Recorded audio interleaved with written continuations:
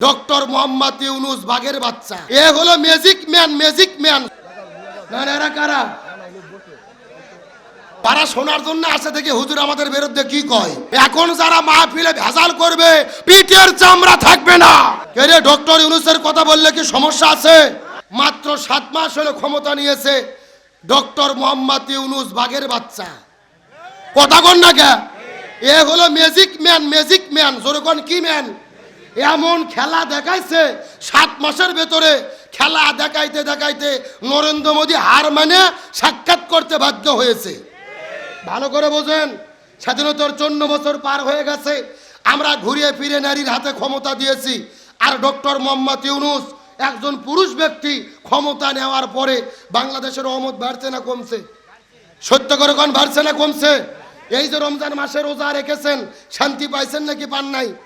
বিদ্যুৎ কি গেছে? গত 16 বছর দেখেছি তারাবিতে বিদ্যুৎ নাই, সাহারিতে বিদ্যুৎ নাই, ইফতারে বিদ্যুৎ নাই। আর এই বছর কোনো বিদ্যুৎ যায়নি।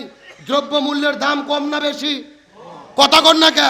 গত বছর ছিল 700 টাকা কেজি মরিচ, এইবার হলো 45 টাকা। বেগুন ছিল 400 টাকা, বেগুন হলো 50 টাকা। স্বৈরাচার হাসিনা গত বছর বলেছিল বেগুন খাওয়ার দরকার নাই, মিষ্টি কুমড়াতে বেগুনি খাও। কথা কন না কে? রাধা রসুন ছিল 300 টাকা কেজি, এইবার হলো 80 টাকা কেজি। আর আল্লাহ এইবার আলুর এত ফলন দিয়েছে, এত হাওয়া হয়েছে, স্টোর থোয়ার জায়গাই নাই।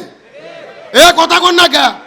আল্লাহর কোরআন বলেছেন ওয়ালাউ আন্না হালাল কুরা আমানু ওয়াত্তাকাউ লাফাতাহনা আলাইহিম বারাকাতিম মিনাস সামাই ওয়াল আরদ।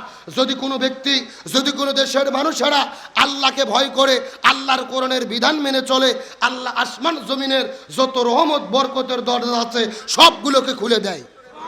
সুবহানাল্লাহ বলবেন না? গভীর মনোযোগ লক্ষ্য করুন। ম্যাজিক ম্যান আমি কেন বললাম?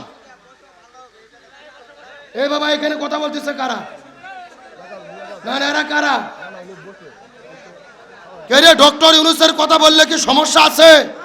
কোনো টেনশন আছে? স্বৈরাচার হাসিনা পালিয়ে গেছে, মাহফিলে আর বাধা দেওয়ার কোনো সুযোগ নাই। এখন যারা মাহফিলে ভেজাল করবে পিঠের চামড়া থাকবে না। এই ছেলেবেলে, হয় রাস্তা ছাড়ো না ভেতরে বসো। এখানে ঝিরঝির করার কোনো টাইম নাই। কতক্ষণ ঠিক কিনা? কারা এরা কারা? এখানে কারা?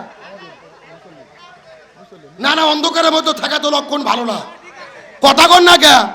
কি মনে করছেন অন্ধকারে স্বৈরাচারের লোক ঘরে? ওরা শোনার জন্য আসে থেকে হুজুর আমাদের বিরুদ্ধে কি কয়। অত কয়ে লাভ নাই।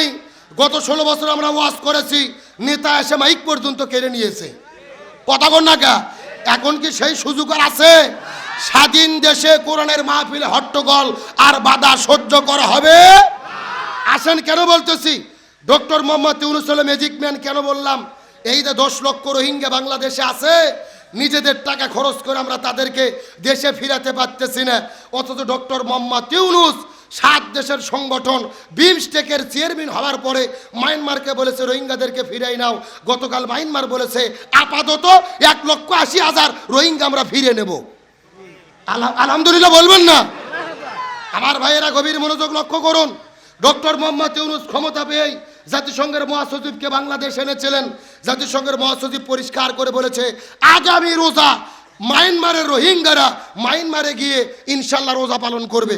আলহামদুলিল্লাহ বলেন। এই যে বক্তব্য দিয়ে গেল, এই বক্তব্যের প্রতিফলন ডাইরেক্ট দেখা গেছে। আর স্বৈরাচার হাসিনা পালিয়ে যাওয়ার পরে ভারত কম ষড়যন্ত্র করেনি, আমাদের বিপদে ফেলাতে চেয়েছে কিন্তু পারেনি। সর্বশেষ গতকাল নরেন্দ্র মোদী ডক্টর ইউনুসকে সাথে নিয়ে একই ঘরে মিটিং করে সারেন্ডার করতে বাধ্য হয়েছে। এটা শুধু সম্ভব হয়েছে ডক্টর ইউনুসের কারণে। ডক্টর ইউনুস না হয়ে অন্য কেউ যদি ক্ষমতা নিত, 3 মাসের মধ্যে সেনাবাহিনী ক্ষমতা নিয়ে স্বৈরাচার হাসিনা ঢুকে দিত। এই জন্য কথা বলে একটু হুঁশ করে বলেন। ডক্টর মোহাম্মদ ইউনুস যখন ডক্টর মোহাম্মদ ইউনুসের সঙ্গে মোদি যখন সাক্ষাৎ করবে, গতকালকের ঘটনা, একটা ঘরের মধ্যে যাই 15 মিনিট হলে দাঁড়িয়ে আছে। ইউনুস এমন মাল, 15 মিনিট পরে ঘরের মধ্যে ঢুকছে। ঢোকার সাথে সাথে নরেন্দ্র মোদী দাঁড়িয়ে তাকে সম্মান জানাচ্ছে। আল্লাহু আকবার কর। নরেন্দ্র মোদী তার যত প্রশাসনিক কর্মকর্তা ক্লাসের মধ্যে বসে থাকে, স্যার গেলে যেভাবে ছাত্র দাঁড়িয়ে যায়, ডক্টর ইউনুস যখন ঢুকেছে সবাই দাঁড়িয়ে গেছে। আল্লাহু আকবার বলবেন না? সবাই দাঁড়িয়ে সম্মান করেছে। শ্রদ্ধা করেছে, স্যালুট দিয়েছে। এই জায়গার মধ্যে একটা কথা পরিষ্কার করে বলি, ডক্টর মোহাম্মদ ইউনূস এই জন্য ম্যাজিক ম্যান। চায়না দেশে গেছে, 210 কোটি মিলিয়ন ডলার টাকা বাংলাদেশে চায়না দিচ্ছে আমার দেশ উন্নতি করার জন্য। এইভাবে ভাই ইউনূস যেমন তেমন কোনো জিনিস না।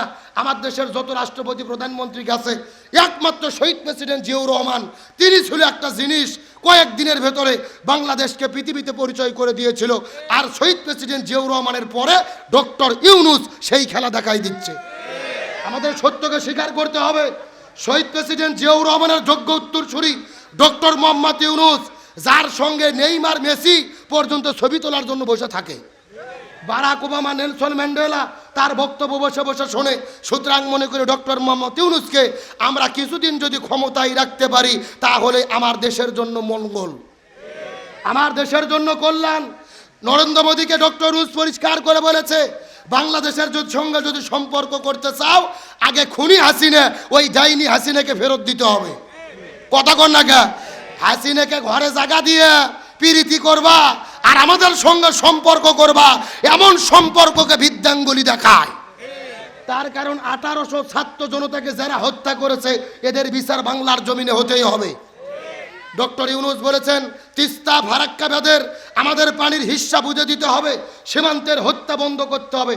আগে যখন বাংলাদেশের হাসিনা আওয়ামী লীগ সরকার ভারতের সঙ্গে বৈঠক করতাম, আমরা টেনশনে থাকতাম, জানি না কি দিয়ে চলে আসে, বিক্রি করে দিয়ে চলে আসে।